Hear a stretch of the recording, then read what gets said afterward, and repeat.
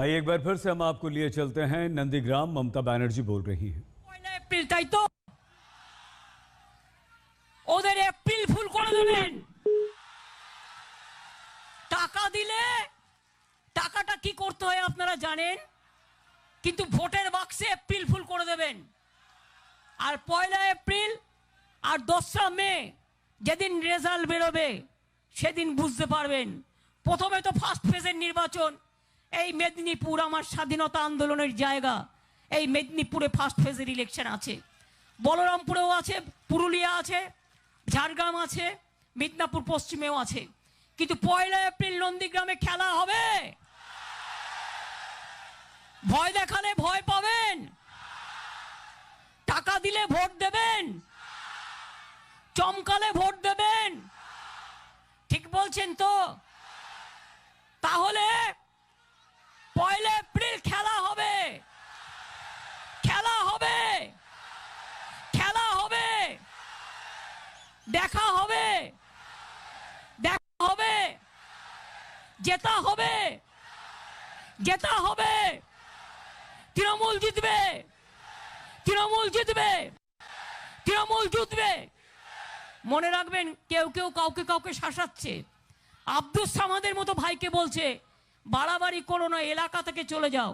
আমি বলি এত জীবের জোর, এই জীবের জোরটা কত থাকে আমি দেখবো ভাই আগামী 10টা মের নির্বাচনের কাউন্টিং এর পরে।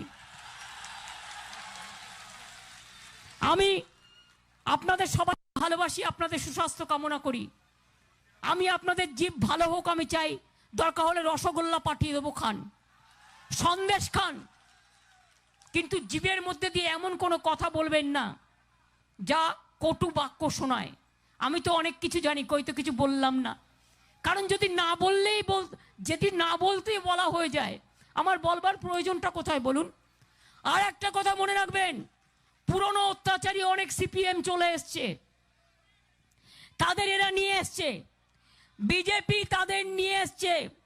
আমার হিন্দু মুসলমান ভাই বোনেরা সকলে জেনে রাখুন, যারা নন্দীগ্রামে অত্যাচার করেছিল তাদের অনেককে, লক্ষণ শেঠের সাথে যারা অত্যাচার করেছিল আজকে তারা লক্ষণ শেঠের সাথে কাজ করে, তাদের বন্ধু, এবং তাদের নিয়ে মনে রাখবেন নানা রকম অত্যাচার করার প্ল্যান করছে। আর ওদের ঢুকতে দেবেন না। সিপিএম, কংগ্রেস আর বিজেপি তিনটেই এক হ্যাঁ, ভুলো মত।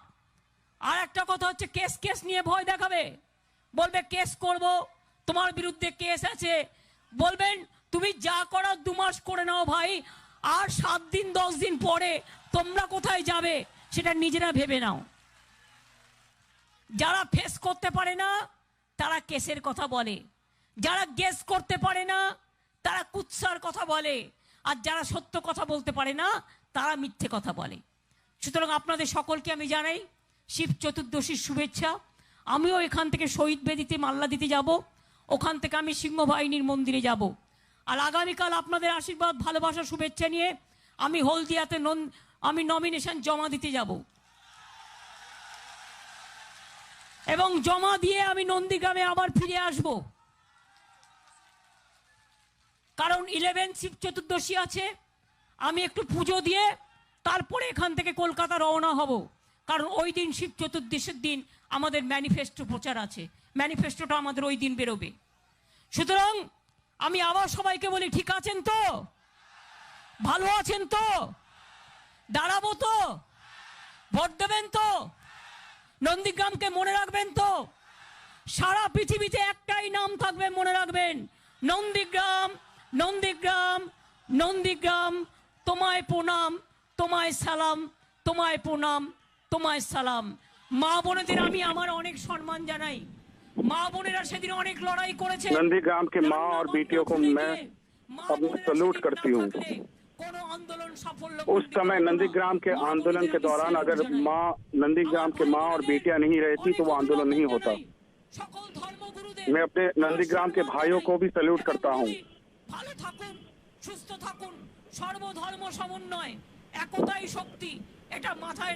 सब धर्म के लोग, सब मजहब के लोगों को एक साथ लेके चलने की जरूरत है। कैंडिडेट ভালো ছেলে, ওকে আপনারা ভোট দেবেন। ফিরজা দেবী আছে শহীদ পরিবারের, আমরা দেখুন তাও সরাইনি এখনো, পাঁশকুড়া ওয়েস্টে লড়াই করছেন। আর ওদিকে সোহম আছে চণ্ডীপুরে, নন্দীগ্রাম থেকে চণ্ডীপুর এবং খেজুরি এই দুটো সিটকেও কিন্তু আপনারা সাপোর্ট দেবেন। মনে রাখবেন সবগুলো আমাদের জিততে হবে, আমি একা জিততে চাই না, সবাইকে নিয়ে জিততে চাই।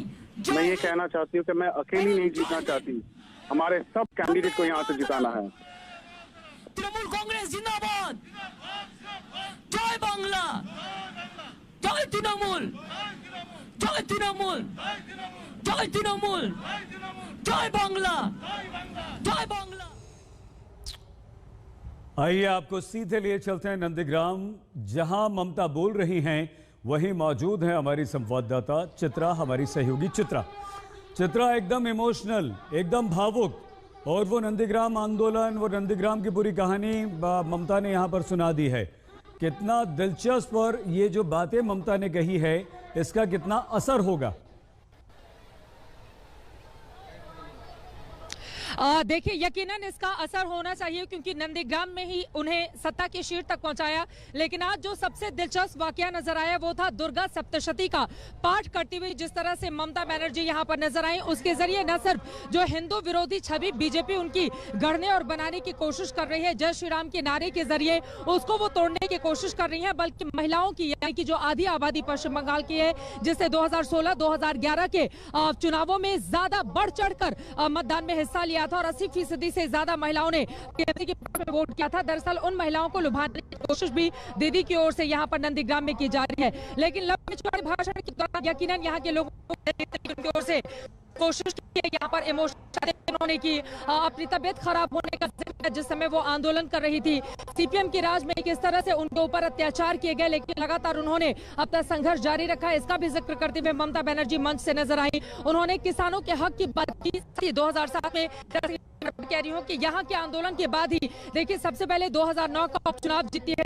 टीएमसी, उसके बाद उनकी पार्टी 2011, 2016, चाहे 2014 लोकसभा हो, उसके बाद 2019 की बात हो, तो लगातार नंदीग्राम के लोगों ने टीएमसी और उनकी पार्टी को अपने सिर माथे पर ही बिठाया है। लेकिन इस बार दरअसल उन्हें किसी विरोधी से नहीं बल्कि अपने उसी सालार से लड़ना है जिसको ममता बनर्जी ने खुद बड़ा बनाया। और आपको बताते चले, ममता बनर्जी का ये गढ़ तो है ही, ममता बनर्जी ने यहाँ से संघर्ष किया और यहाँ की बेटी के तौर पर पूरे पश्चिम बंगाल में वो जानी गई। लेकिन शुभेंदु अधिकारी भी पूरे मिदनापुर के इलाके में उनके और उनके परिवार का दबदबा है, तो उनके लिए चुनौती कहीं ज्यादा बड़ी है। लेकिन यकीनन आज की इस रैली के जरिए ममता बनर्जी ने यहाँ के वोटरों का दिल जीतने की कोशिश की और जैसे जैसे वो दुर्गा सप्तशती का पाठ कर रही थी यहाँ पर तालियों की गड़गड़ाहट उनको समर्पित हुई। लेकिन क्या ये समर्थन वोट पे तब्दील हो पाएगा? उन्हें हिंदू विरोधी छवि के जरिए उसको महत्व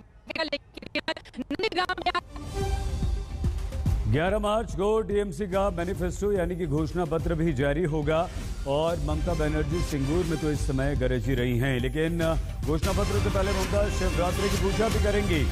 तो वही जो बीजेपी लगातार आरोप लगा रही है, अब अपने घोषणा पत्र से अपनी उस छवि को तोड़ने की भी कोशिश यहां पर करेंगी ममता बनर्जी। लेकिन आज नंदीग्राम में उन्होंने पुरानी बातों को याद किया, अपनी पुरानी नंदीग्राम में और मंच से दुर्गा सप्तशती का पाठ भी उन्होंने किया है।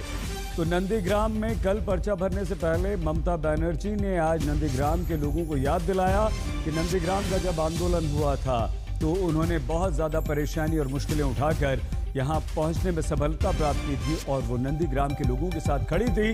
अगर नंदीग्राम के लोग कहेंगे तभी वो कल पर्चा भरेंगे। एक भावुक। नमस्कार, मैं हूं अंजना ओम कश्यप। हमें उम्मीद है ये वीडियो आपको पसंद आया होगा। लेटेस्ट खबरों के लिए यूं ही देखते रहिए आज तक और इस वीडियो के पसंद आने पर लाइक, शेयर एंड सब्सक्राइब करना ना भूलें।